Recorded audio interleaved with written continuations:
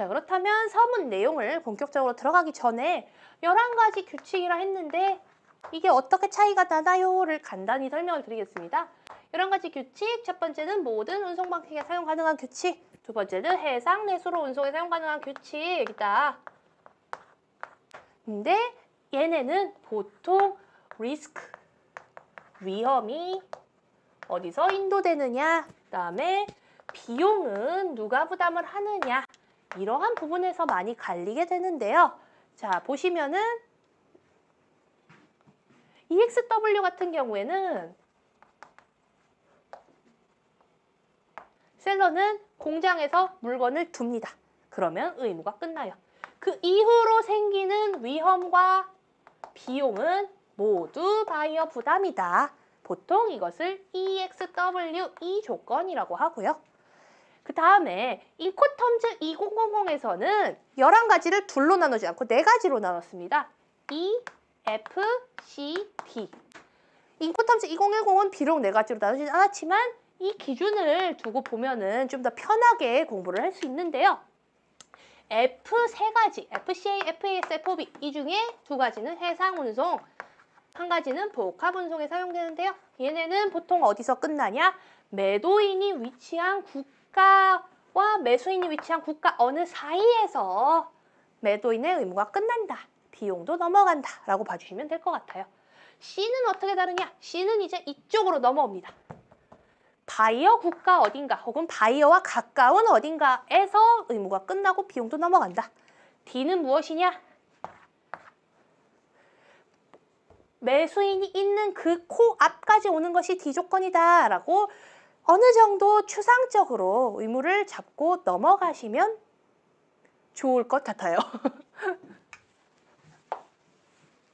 물론 이렇게 추상적으로 잡는 것이 나중에는 답안지에 그렇게 쓰시면 안 돼요. 하지만 공부를 하기 전에 앞서서 이 FCD가 어떻게 다르구나 간단히 설명을 드렸고요.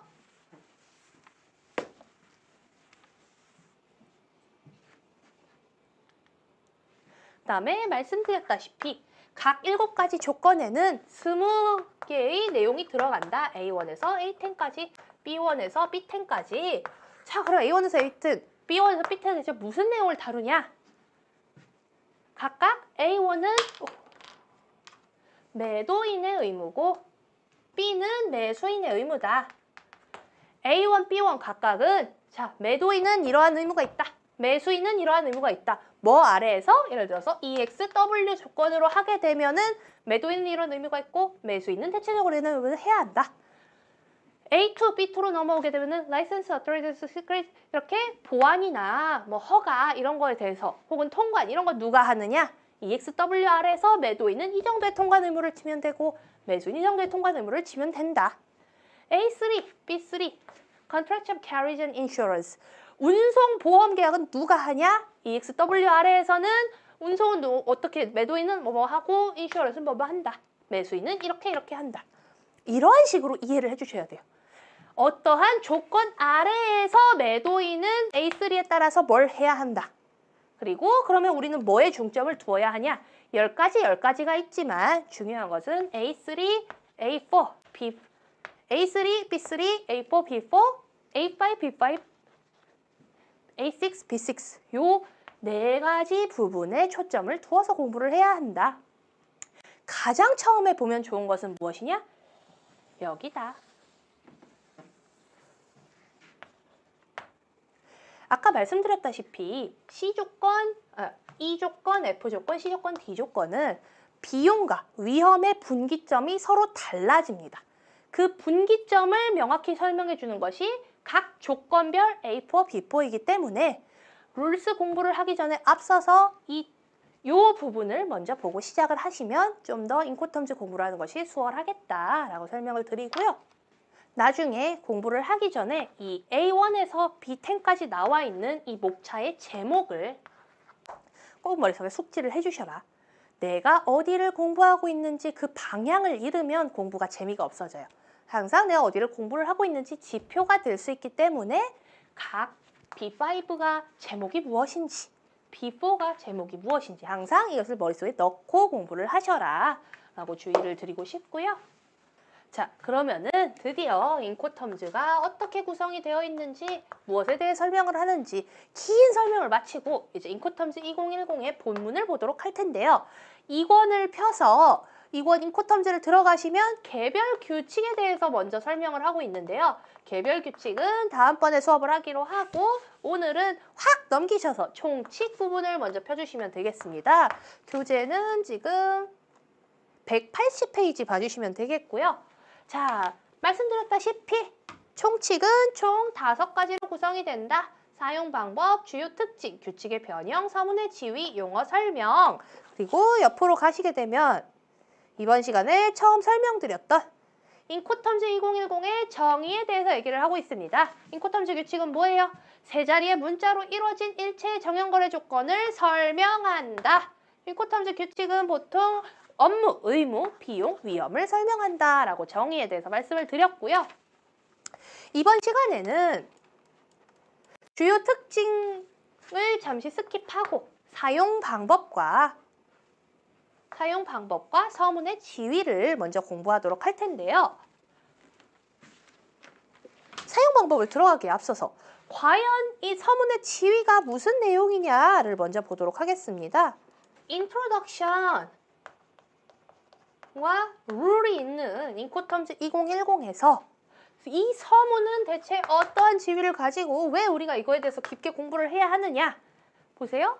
Status of this introduction. This introduction gives general information on the use and interpretation of the Incoterms 2010 rules, but does not form part of those rules. 자, 뭐예요? 이 introduction은 서문은 general information, 일반적인 지식을 준다. 일반적인 설명을 해준다. 무엇이냐? The use, 사용, interpretation, 해석. 어떠한 것의 사용과 해석이냐? 인코텀즈 2010 룰을 사용하는 데 있어서 말씀드렸다시피 이게 뭐 어쩌라는 거지? 이렇게 이해할 수 있는 사용자들을 위해서 사용과 해석을 위한 일반적인 정보 지침을 준다. 그러나 does not form part of those rules. 뭐예요? 그 규칙들의 일부를 구성하지는 않는다. 그럼 이게 무슨 뜻이냐? 서문을 이렇게 열심히 배웠는데 왜 구성하지 않는다는 무슨 뜻이지? 왜냐하면 실제 계약에 있어서 문제가 되는 것은 A1에서 A10, B1에서 B10이라는 이 룰스이기 때문에 너네들이 계약을 함에 있어서 필요한 건 A1에서 A10, B1에서 B10이다. 인트로덕션은 이거의 일부는 아니다. 따라서 강제성도 없고 내용의 중요성은 떨어질 수 있다. 그러나 이게 왜 필요하냐? 사용과 해석에 관한 정보를 줄 수 있기 때문에 인코텀즈 2010을 해석할 때 필요한 지침이 될 것이다. 따라서 서문은 어디까지나 이해하고 사용할 수 있도록 정보 제공을 하기 때문에 법적 효력은 없다입니다. 즉, 셀러와 바이어가 우리 인코텀즈 2010에 의거해서 CIF 규칙을 사용해서 국제계약을 하자라고 했을 때 셀러와 바이어 중에 바이어가 야, 인트로덕션 이렇게 써져 있지 않느냐라고 주장할 수 없다라는 것입니다. CIF로 썼으면 여기서 문제가 되는 것은 저 뒤로 넘어가서 CIF는 A1에서 A10, B1에서 B10의 내용이지 바이어나 셀러 어느 하나가 인트로덕션에 있는 내용을 가지고 너는 의무 위반이야 이런 식으로 주장을 할 수는 없다라는 것을 유의해 주시고요. 하지만 서문의 지위가 법적 효력이 인정되지 않는다라고 명시를 하고 있지만 우리는 공부를 해야 한다. 왜냐? 시험에 많이 나오니까. 해서 다른 서문 부분을 보도록 하겠습니다. 자, 우리는 지금 총칙의 서문의 지위를 보았고요. 서문의 가장 첫 번째 파트, 사용 방법에 대해서 보도록 하겠습니다. 사용 방법은 몇 가지다? 총 4가지다. 항상 어떠한 파트를 공부하기 전에 앞서서 이게 몇 개냐를 머릿속에 넣어주세요. 그래야 나중에 시험 공부를 하고 복습을 할 때 내가 무엇을 기억을 하고 있지를 판단할 때 지표를 세우기 위해서 몇 가지가 들어가 있냐, 몇 장이 있느냐 이렇게 숫자를 기억해 주시는 것은 생각보다 중요합니다. 해서 사용 방법 4가지 중에 첫 번째를 보시도록 하겠습니다. 자, 먼저 사용 방법.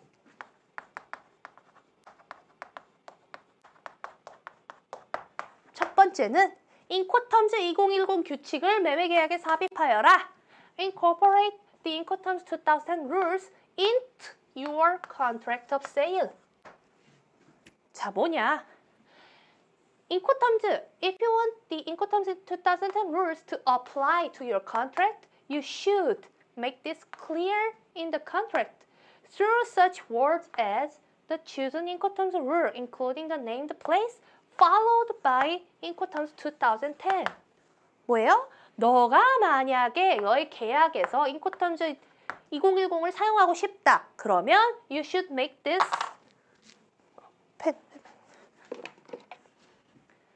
clear. 자, clear의 별표 형광펜 쳐주시고요. Make this clear in the contract. 계약에 그러면 명시를 해둬야 한다 이겁니다. 어떻게 명시를 해요? Through such words as 이러한 문구를 사용해라. The chosen Incoterms rule. 우리가 정한 어떤 뭐 CIF든 FOB는 FAS든 이러한 세 글자짜리 인코텀즈 룰은 including the named place. 특정 인코텀즈를 사용하기 위해서는 어디까지라는 장소를 명시하게 됩니다. 그래서 보통 CIF 인천, CIF 뭐 LA 아니면 FOB 베이징 이런 식으로 항이나 뭐 터미널의 이름을 적게 되는데요. 이러한 CIF 인천은 뭐예요? Followed by Incoterms 2010. 이런 식으로 명시를 해줘야 한다라고 인코텀즈의 적용에 대해서 얘기를 하고 있습니다. 그럼 왜 너는 이렇게 명시를 하라고 얘기를 하느냐?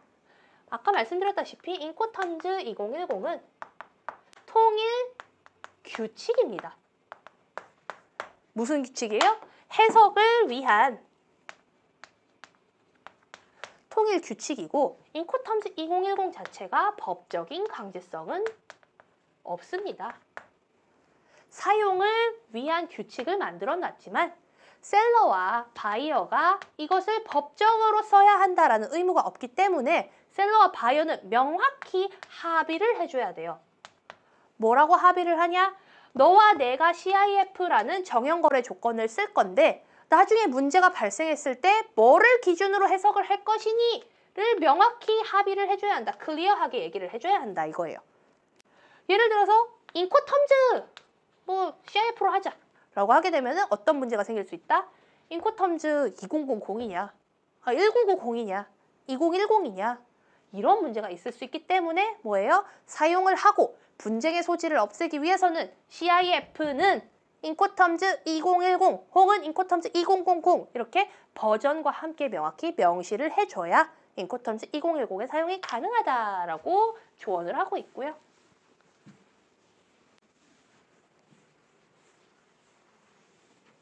여기서 중요한 것은 incorporate와 같은 단어 혹은 make this clear 이런 단어들을 항상 표시를 해두고 어떤 단어가 여기에 들어가야 할까요? 이렇게 빵꾸 뚫는 문제가 많아요. 그런 문제들에 항상 대비를 해주셔야 한다는 거고요. 자, 두 번째 사용 방법. 두 번째. 자, 내용이 굉장히 깁니다. 한번 우리 끊어서 보도록 할게요. 자, 그래서 choose the appropriate Incoterms rules. 뭐예요?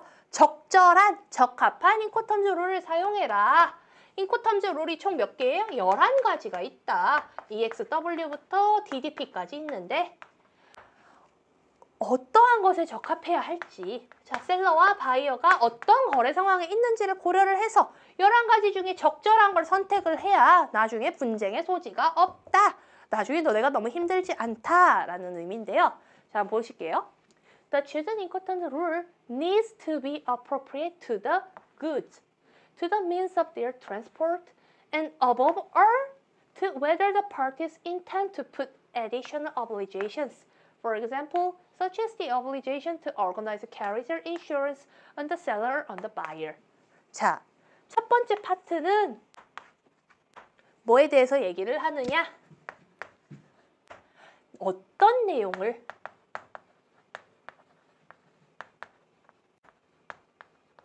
어떤 것에 적합해야 하는지를 얘기를 하고 있고요. 얘를 몇 가지로 나눌 수 있습니다.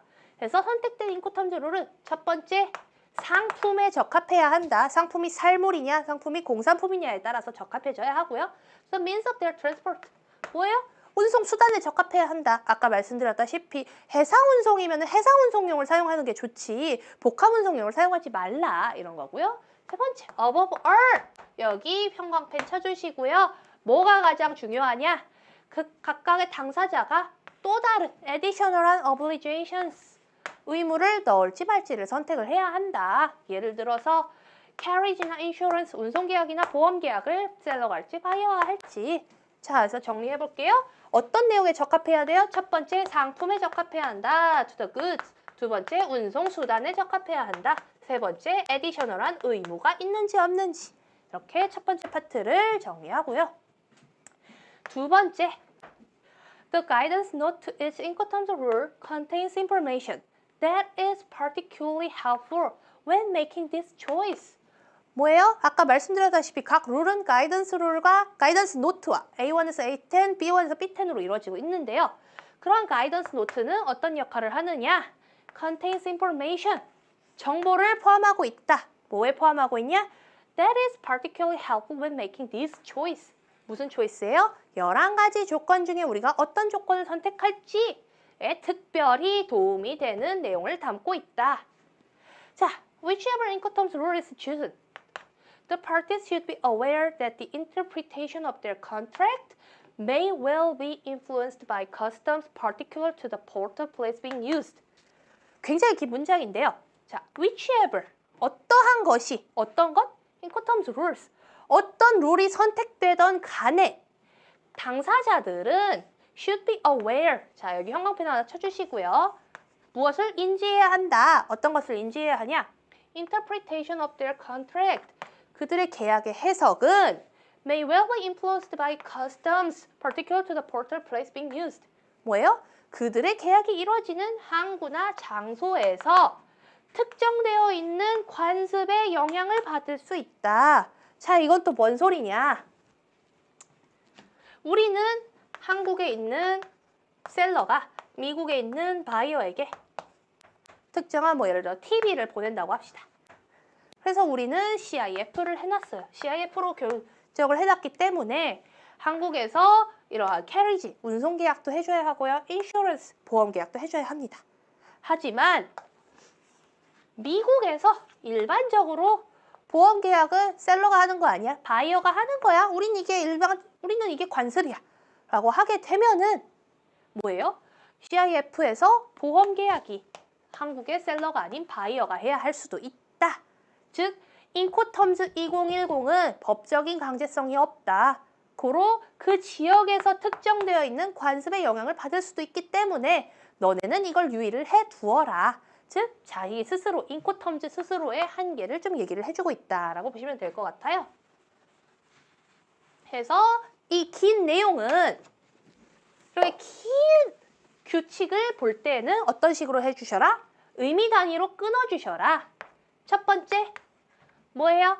어떤 내용에 적합해야 하는지. 두 번째, 그러한 조건 선택을 할 때 뭘 봐라? 가이던스 노트를 봐라. 필요한 정보는 거기 다 있다. 그래서 두 번째, 가이던스 노트의 중요성, 가이던스 노트의 역할. 그리고 세 번째, 너네가 가이던스 노트를 보고 특정 조건을 선택을 했어도 그 조건의 해석은 커스텀스, 그 지역의 관습에 따라서 달라질 수 있다. 그래서 인코텀즈 사용에 있어서, 추징을 하는 데 있어서 주의점 정도로 보시면 될 것 같아요. 그래서 이렇게 긴 규칙을 공부할 때에는 항상 의미 단위로 끊어서 구절마다 제목을 붙여주면 굉장히 좋아요. 나중에 암기를 하기 위해서도 좋고 나중에 내용 이해를 하기 위해서도 좋고. 그래서 이렇게 보시면 될 것 같고요. 자, 다음으로 사용 방법 세 번째. 뭐예요? 해당 장소 또는 항구를 정확하게 명시해라. 자, specify your place or port as precisely as possible. 자, 여기 형광펜 쳐주시고요. precisely. 최대한 정확하게 명시해라. 근데 이 규칙이, 이 사용 방법이 굉장히 길어요. 해서 아까 두 번째 사용 방법 보셨을 때와 마찬가지로 크게 덩어리 단위로 나눠서 볼 텐데요. 첫 번째, The chosen incoterms rule can work only if the parties name a place or port and will work best if the parties specify the place or port as precisely as possible. 자, 이 해석을 해보도록 하겠습니다. 선택한 인코텀즈 룰, 즉 아까 두 번째에서 가이던스 노트의 도움을 받아 선택한 11가지 중에 한 가지의 조건, 뭐 예를 들어서 CIF라고 해볼게요. 자, 이러한 선택된 인코텀즈 룰은 can work only if, 자, only if 형광펜 쳐주시고요. 뭐뭐 했을 때만 유효해진다, 활동을 할 수 있다. 뭔 소리냐? The parties name a place or port. 장소나 항구를 명시해 줬을 때에만 사용이 가능하다. 뭐야? 아까 말씀드렸다시피 CIF 인천인지, CIF LA인지, 뭐 CIF 베이징인지 이런 걸 명시를 해줘야 한다. 그래야만 사용은 가능하다. 근데 문장 하나가 더 붙습니다. Will work best. 자, 여기 work best 여기다 형광펜 쳐주시고요. If the parties specify the place or port as precisely as possible. 뭐예요? 가장 좋은 것은 그러한 항구나 장소를 최대한 정확히 명시되었을 때 이 추준한 인코텀즈 룰은 가장 효율적으로 사용이 가능하다. 자, 이건 뭔 소리냐? 예를 들어서 CIF 인천. 인천이 얼마나 넓어요? LA는 얼마나 넓고 베이징은 얼마나 넓은데 그러한 것으로는 애매한 부분이 생긴다. 자, 예를 들어서 DDP를 보도록 하겠습니다. 셀러가 여기 있고요. 바이어가 있어요. 셀러는 베트남의 하노이에서 물건을 보내고요. 바이어는 서울에서 물건을 받으려고 합니다. 자, DDP란 셀러가 거의 모든 것을 다 해주는, 즉 맥시멈한 의무를 규정을 하는데요. 따라서 이 바이어는 서울의 공덕동에 살고 있다고 할게요. 공덕동에 뭐 A 도로에 뭐 10번지에 살고 있다. 자, 내가 원한 DDP는 무엇이냐? 물건이 이 앞에까지 와서 내려가지고 있는 것이 내가 원한 DDP 조건이었고 그렇기 때문에 DDP로 합의를 했어요. 근데 DDP로 합의를 하고 계약서에는 뭐라고 썼냐? DDP 서울 이래 놉니다. 물론 사용은 가능해요. 근데 하노이에 있는 셀러는 어이가 없죠. DDP 서울 이래 놓으면 내가 서울에 저기 보라매에 갖다 놓든 서울에 신림에 갖다 놓든 상관이 없는 거예요. 어쨌든 난 서울 안에 갖다 놨기 때문에 너는 나 저기 서울역에 내가 내려놨으니까 찾아가렴. 이러면은 바이어는 할 말이 없어요. 내가 정확히 안 했기 때문에. 따라서 뭐냐? DDP로 하려고 했으면 DDP 공덕동 A가 10번지까지 갖다 줘라. 이렇게 명확히 장소를 명확히 해줬어야 너희가 원하는 계약이 work best 하게 된다. 이런 뜻인 거예요. 그래서 여기선 예를 들어주고 있습니다. A good example of such precision. 그 정확도는 어느 정도여야 하느냐? would be FCA. FCA 조건으로 할 거다. 근데 FCA 조건 어디까지냐? 38 course of road Paris, France, Incoterms 2010. 뭐예요? 2010에 의거해서 FCA를 사용한다. 근데 장소는 어디냐? 이 장소가 어디냐면 ICC가 있는 곳이에요. ICC 본사가 위치한 곳이고요. 이렇게 주소를 명확히 번지가 어디까지인지 얘기를 해주는 것이 가장 좋다. 그래야 나중에 분쟁의 소지가 적다. 공덕동에 물건 갖다 놔야지 서울역에 갖다 놓고 난 의무 다 했다. 이런 일이 벌어지지 않게 하기 위해서는 이런 식으로 합의를 해라 라고 얘기를 하고 있고요. 이제 장소를 명시해라 라고 되어 있는데 이 장소는 그럼 어떠한 장소가 되어야 하느냐를 이 아래에서 얘기를 하고 있습니다. 자, 한번 보실게요. Under the Incoterms rule, EXW, FCA, DAT, DAP, DDP, FAS, and FOB.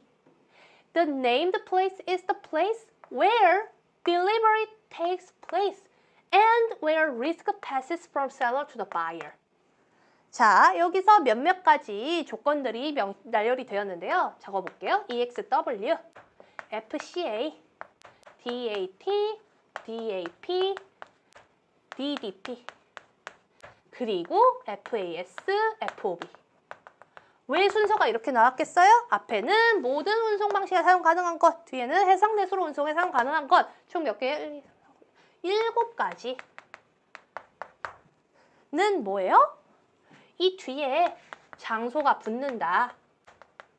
장소가 붙는데 named place, 그 named place는 무엇이냐? Delivery takes place. 물건의 인도가 일어나는 장소이다. 그리고 where risk passes from seller to the buyer. 딜리버리도 일어나지만 위험도 함께 이동한다.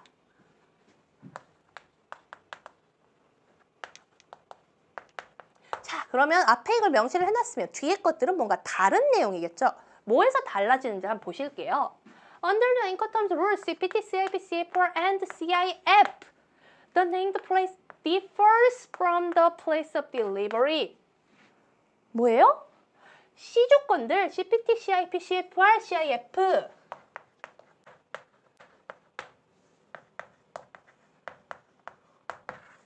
이들은 the named place, 얘네 뒤에 붙는 장소는 differs from the place of delivery, 인도 장소와 다르다. Under the four Incoterms rules, 이 4가지 Incoterms rules 아래에서 the named place, 지정된 장소는 is the place of destination to which carriage is paid. 뭐예요? 운송 계약이 어디까지 이루어지느냐? 그 운송 계약의 도착지가 지정된 지점이다. 자, 그러면은 뭔 소리냐? 이제 처음에 이 조건들의 특징을 모르는 상태에서는 이 내용을 이해하기가 쉽지가 않아요. 자, 그러면 한번 보실게요.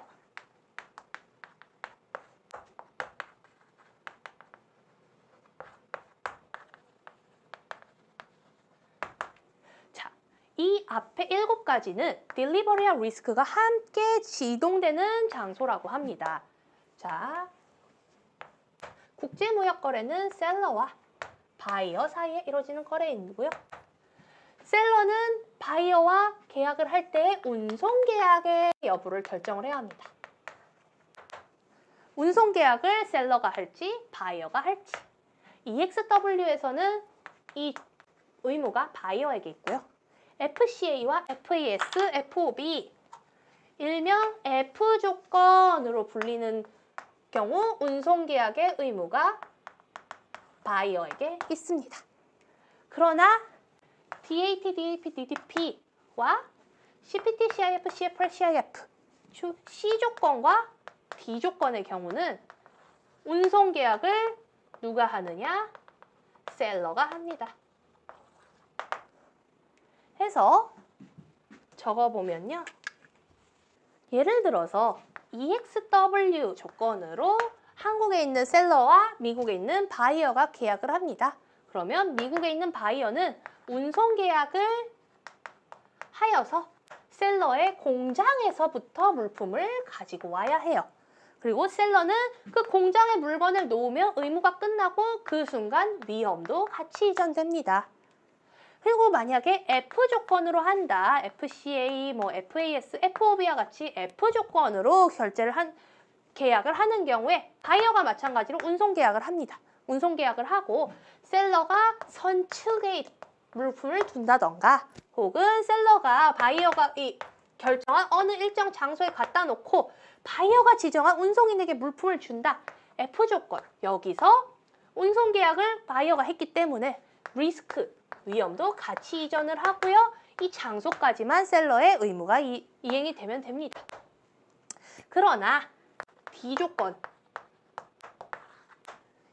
경우에 DDP로 물품을 배송한다고 할게요. 그러면 한국에 있는 셀러는 미국에 있는 바이어에게까지 운송계약을 모두 체결을 해야 하고 셀러의 위험은 D 조건은 DDP는 바이어 눈앞에 물품이 도착하기 전까지 셀러는 이 물품에 대해서 책임을 져야 하고요. 이것을 보통 위험에 대한 책임이라고 부릅니다.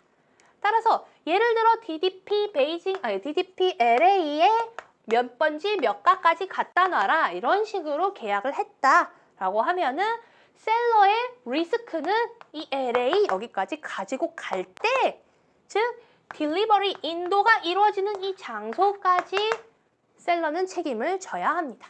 그러나 C 조건은 이들과 굉장히 다른 형태를 취해요. 예를 들어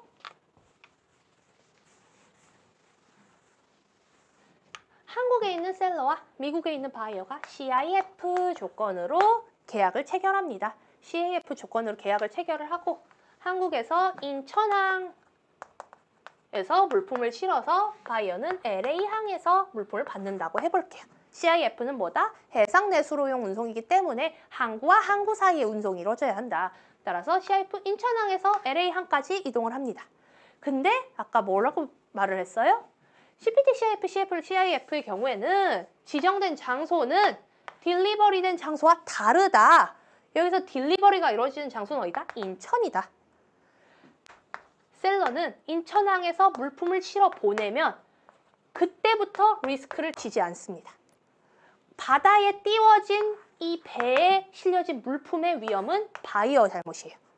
물품이 사라지면 바이어 책임이고 바이어가 피해를 보는 것이지 셀러는 더 이상 책임을 지지 않습니다. 하지만 CIF에서 C, carriage, 운송계약은 인천항에서 LA항까지 운송은 셀러가 계약의 주체가 됩니다. 그리고 계약은 어디까지 해야겠어요? 인천항까지만 하면 안 되겠죠. LA항까지 이루어져야 한다. 따라서 셀러는 위험은 인천항에서 끝나지만 운송계약은 LA항까지 이루어져야 하고 따라서 CIF 뒤에는 무엇이 붙어야 한다? 인천항이 아니라 LA항이 붙어야 한다. 라는 것이 이 사용 방법에서 언급을 하는 것이고요. 이러한 위험의 이전과 운송계약의 차이는 나중에 실제 룰을 배우면서 많이 배울 것이기 때문에 지금 당장은 이해가 안 되셔도 괜찮아요. 단지 사용 방법을 좀 더 설명을 해보고자 예시를 든 거고요.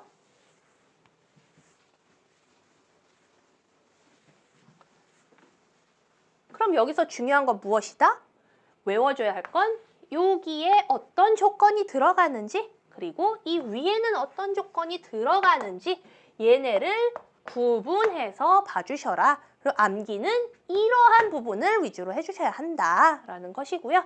자, 마지막으로 Indications as to place or destination can helpfully be further specified by stating a precise point in the place or destination in order to avoid the doctor argument. 뭐예요? 다시 한번 강조를 하고 있습니다. 그러한 장소는 논란을 방지하기 위해서 최대한 정확히 되는 것이 좋다라고 하고 있고요. 해서 이 사용 방법은 첫 번째, 장소를 명시하는 것의 중요성과 예시로 해서 여기까지 한번 끊어주시면 될 것 같고요. 두 번째, 두 가지 부류에서 named place의 역할이라 해서 두 개로 나눠드렸죠. F 조건, D 조건, E 조건의 경우에는 어떻다? 리스크가 이동하는 것과 딜리버리가 이루어지는 것이 같다. 하지만 C 조건은 그렇지 않다 해서 E, D, F와 C와 나눠서 어떻게 차이를 가지는지 그 다음에 마지막으로 다시 한번 중요성을 강조하고 있다. 뭐라고 강조하고 있냐? 너네가 최대한 정확히 장소를 명시하는 것이 나중에 분쟁이 발생하지 않는 방법이다. 라고 다시 한번 강조를 하고 있고요.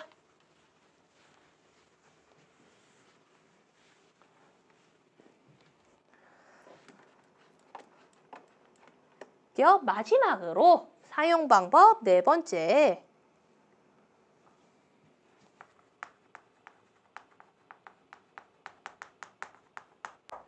일종의 인코텀즈 2010의 한계에 대해서 얘기를 하고 있습니다. 자, 어떤 한계를 가지냐? Remember, 기억해라. That Incoterms rules does not give you a complete contract of sale. 자, complete 요거 평광펜 쳐주시고요. Contract of sale. 인코텀즈가 너의 매매 계약을 완성시켜주진 않는다. 완벽하게 해주진 않는다는 것을 뭐 해라? Remember, 기억해라. 자, 이게 뭔 뜻이냐? 인코텀즈 rules do say 강조를 하고 있죠. 무엇에 대해서 얘기를 하고 있냐? Which party to the sale contract has the obligation to make carriage insurance arrangement when the seller delivers the goods to the buyer and which cost each party is responsible for. 라고 해서 자, 첫 번째 인코텀즈가 얘기하는 것들이에요. 인코텀즈는 무엇을 얘기해준다? 첫 번째, 운송이나 보험 계약을 누가 할지. 두 번째, 언제 인도, 즉 when seller delivers goods to the buyer, 언제 인도를 해야 하는지. 세 번째, 비용, 셀러와 바이어의 비용 차이는 어떻게 되는지에 대해서는 얘기를 하고 있어요. 자, 그러나 인코텀즈 rules, however, say nothing. Do not say도 아니고 say nothing이에요. 아무것도 얘기하지 않는다. 뭐에 대해서 얘기하지 않느냐? About the price to be paid or the method of its payment. Neither. 자, 여기 형광펜 쳐주시고요. 이런 게 많이 판코가 뚫려있기 때문에 neither 꼭 형광펜 쳐주시고 neither do they deal with the transfer of ownership of the goods or the consequence of a breach of contract. 자, 뭐를 얘기하지 않느냐? 인코텀즈는 얘기하지 않는다. 무엇에 대해 얘기하지 않는다? 첫 번째, price to be paid. 그것의 가격이 얼마인지 얘기하지 않고요. 두 번째, the method of its payment. 그 가격이 얼마인지도 모르겠고 그 가격의 결제가 어떻게 이루어져야 하는지도 얘기하지 않아요. 세 번째, 자, neither, either가 아니에요. neither라고 하면은 앞에서 부정하는 것을 그대로 받는 거예요. 그래서 이것도 얘기하지 않고 저것도 얘기하지 않는다라는 의미에서 neither를 쓰고 문제 지문에서 neither를 either로 바꿔가지고 문제가 많이 나오기 때문에 neither라는 단어가 나오면은 꼭 형광펜 쳐주시고요. 자, 뭐에 대해서 또 얘기하지 않느냐? Transfer of ownership, 소유권이죠.